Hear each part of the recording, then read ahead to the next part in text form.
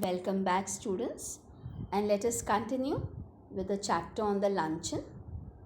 In the previous part, we did that the writer Morgan and one of his female fans have gone out for a lunch at the Foyot restaurant, a very expensive one. And there, this lady who supposedly tells him that she has only one dish for lunch has actually ordered for two very expensive dishes, the salmon and the caviar. Let's see what happens further in the chapter. I see that you are in the habit of eating a heavy luncheon. I'm sure it's a mistake. Why don't you follow my example and just eat one thing? I couldn't possibly eat anything more unless they had some of those giant asparagus. I should be sorry to leave Paris without having some of them. My heart sank. I had seen them in the shops and I knew that they were horribly expensive. My mouth had often watered at the sight of them. I'm not in the least hungry, my guest sighed. But if you insist, I don't mind having some asparagus. I ordered them. Aren't you going to have any? No, I never eat asparagus. So, if you see, the writer had ordered only mutton chop, which was the cheapest in the menu. And although he had ordered only mutton chop, the lady has the audacity to tell him that he is having a very heavy meal and then one should not eat meat and rather follow her example and have just one dish for the lunch. Very sarcastic, very funny because she was having so many dishes and still she's criticizing the writer. And further, she goes to order asparagus. She tells the writer that it will be very sad if she leaves Paris without tasting asparagus. Now, asparagus, you have it in the picture out there. It's a green vegetable, looks more like a stem, very expensive. It is steamed and then it is served along with cheese and many times with different kinds of sauces. Okay, so this is what she ordered, and the writer remembers, that he used to always see this vegetable in the market and his mouth used to water. He used to feel so tempted to buy and eat it. But since he could not afford, he had never thought of buying. And here was this lady who was making him order one expensive dish after another. And poor thing, he doesn't order for himself, rather, he tells her that he doesn't eat asparagus because he wants to cut down the bill. No, if he also goes to order, then the bill is going to increase. Okay, let's mark the grammar out here. Habit, first line word is the habit. Adjective will be habitual. Then my heart sank. My heart sank meaning to become very nervous. Next line you have horribly expensive meaning very expensive. Opposite of expensive will be cheap. Okay, so let's see what happens further in this chapter. We waited for the asparagus to be cooked. Panic seized me. It was not a question now of how much money I should have left over for the rest of the month, but whether I had enough to pay the bill.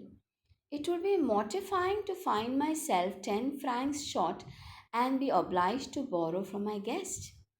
I knew exactly how much I had, and if the bill came to more, I made up my mind that I would put my hand in my pocket and with a dramatic cry start up and say it had been picked. Of course, it would be awkward if she had not money enough either to pay the bill. Then the only thing would be to leave my watch and say I would come back and pay later. How sad. The asparagus was bought at the table. The writer is becoming nervous. Panic seized me, meaning becoming nervous. And now the only question that was going on in his mind is whether he had the money to pay the bill because the dishes, one after the other, were so expensive.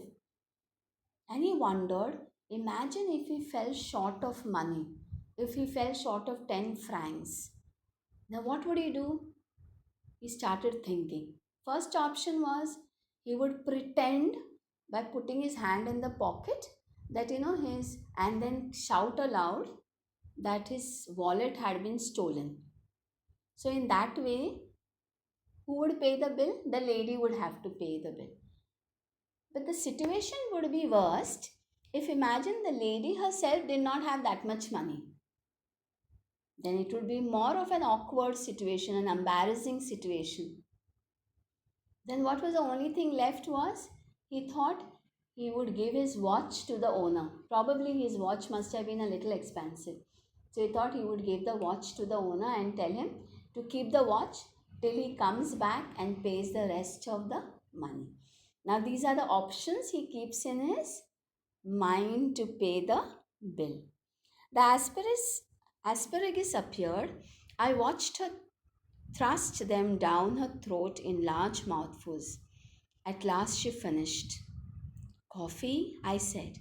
Yes, just an ice cream and coffee, she answered. I was past caring now. So I ordered coffee for myself and an ice cream and coffee for her. You know, there's one thing I thoroughly believe in, she said, as she ate the ice cream. One should always get up from a meal feeling one could eat a little more. So the asparagus was brought at the table, and the writer realized how greedily she ate because she thrust it down the throat. Thrust meaning to eat greedily, and with a large mouthful, very ill mannered way she was eating. After all that had finished, unknowingly the writer asked, would she like to have coffee? And it was his bad luck. He shouldn't have done that because the moment he said that, she not only ordered coffee but she said she even wants ice cream. How funny, isn't it? So the poor writer ordered 2 cups of coffee, one for himself, one for the lady, and an ice cream too for her. And you know how foolish she was?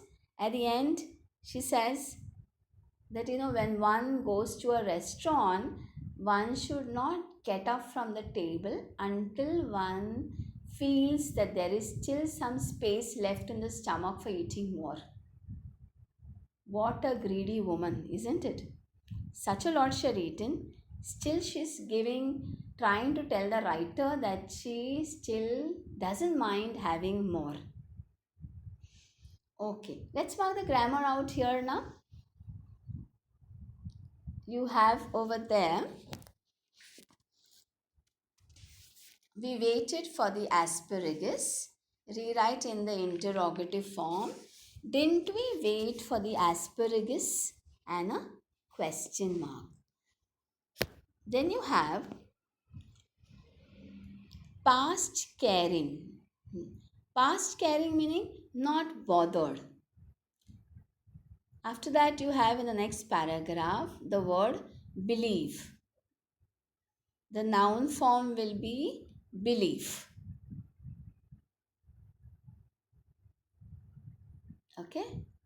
Alright. Now let's see what happens further in the story. Are you still hungry? I asked faintly. Oh no, I'm not hungry, you see. I don't eat luncheon. I have a cup of coffee in the morning and then dinner. But I never eat more than one thing for luncheon. I was speaking for you. How funny. She says, poor fellow, the moment she said, one should get up from the table feeling that there is still space in the stomach, the writer felt maybe she's still hungry. So he asked her, are you still hungry? So she said, no, no, no. She says she doesn't eat too much. She says when she's at home, she just has 1 cup of coffee in the morning and then straight away she has her dinner. So she said that I thought you were hungry. That means she felt the writer is still hungry. Oh, I see. Then a terrible thing happened. While we were waiting for the coffee, The head waiter came up to us bearing a large basket full of huge peaches. But surely peaches were not in season then. Lord knew what they cost. I knew a little later for my guest going on with a conversation absent mindedly took one. You see, you filled your stomach with a lot of meat. My one miserable little chop, and you can't eat any more. But I've just had a snack and I shall enjoy a peach. So, as they were waiting for the coffee and ice cream, the waiter felt, all right, this couple is ordering all expensive things, so why not place something else on the table even though they have not asked? And he goes and places a basket of peaches. Peaches is again a non seasonal fruit. And the moment the writer sees that on the table, he's thinking, oh my God, what is the bill going to be like? And this lady goes on to tell him that the writer's stomach must be full because he has eaten mutton chop, no? And she says, my stomach is not full because I just had snack. Just imagine, snack means, when you have maybe a little biscuits or wafers, something very light with tea or coffee. So for her, having a salmon, caviar, and asparagus, and then ordering ice cream and coffee is a snack. And so what she does, she picks up a peach from the basket and she starts eating. So let's mark the grammar out over here now. Are you still hungry? I asked faintly. Change it into indirect speech. So the answer will be I asked faintly if she was still hungry. Next paragraph. While we were waiting for the coffee, the head waiter came up. Identify the clause and state its kind. Answer will be the head waiter came up, main clause. While we were waiting for the coffee, subordinate adverb clause of time. So let's see what happens further in the chapter. Waiter. So let's the last paragraph. The bill came and when I paid it, I found that I had only enough for a quite inadequate tip.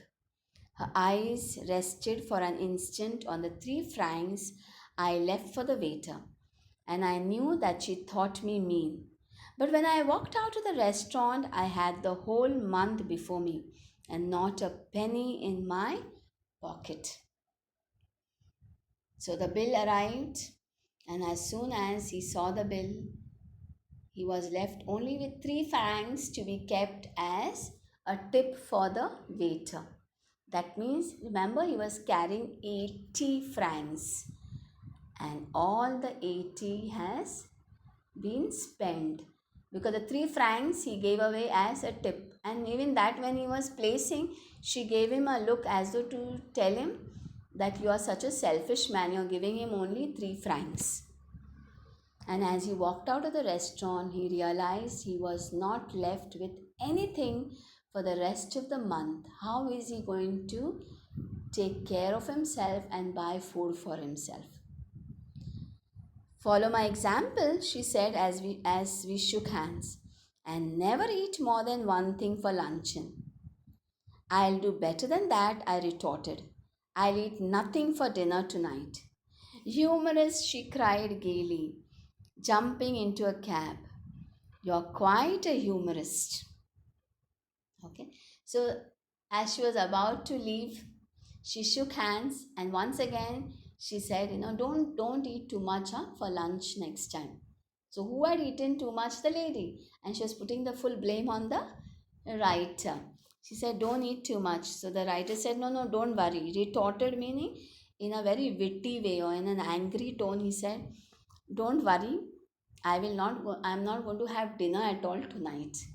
And she found it so funny. She started laughing and she said, yeah, truly you are really a humorist writer, a funny writer. You're a very funny man. And she entered the taxi and she went away. So that was the meeting between the writer and this lady, whom he is now meeting after 20 years. So once again, come to the present now. So now the writer thinks about it, and this is how he ends the story. He says, "But I have had my revenge at last. I do not believe that I am a vindictive man. But when the gods take a hand in the matter, it is, it is understandable to observe the result with satisfaction. Today she weighs 21 stone. So when he looks at her after 20 years, he's very happy because he felt he couldn't take a revenge. He says he's not a vindictive man. Vindictive meaning one who takes revenge or one who keeps hard feelings in mind. But he says sometimes, God does the work that man cannot. And he's very happy because when he looks at the lady who says has only one lunch, is today weighing how much stones? 21 stone. Stone is a unit to measure class. One stone means 14 pounds. So when you calculate 21 stone, it comes to nearly 300 pounds, which is nearly 135 kgs. So imagine how fat she had become. And that makes the writer happy. So with a humorous note, this chapter ends, trying to tell us sometimes the different kind of people that meet in our life and the impressions that they can leave. So here the writer Morgan had met this lady 20 years back, and the impression that left on him went on to be transformed into a novel by the name of The Luncheon. So with this class, the chapter ends. Quickly, let us mark the grammar out here. If you see over there, you have follow my example, she said. So your indirect speech, so your answer will be she said to follow her example. Since it is beginning with follow, you add the preposition to. She said that, she said to follow her example and a full stop. Alright. So with this class, I complete the chapter. Hope you too enjoyed it listening. Have a good day. God bless you.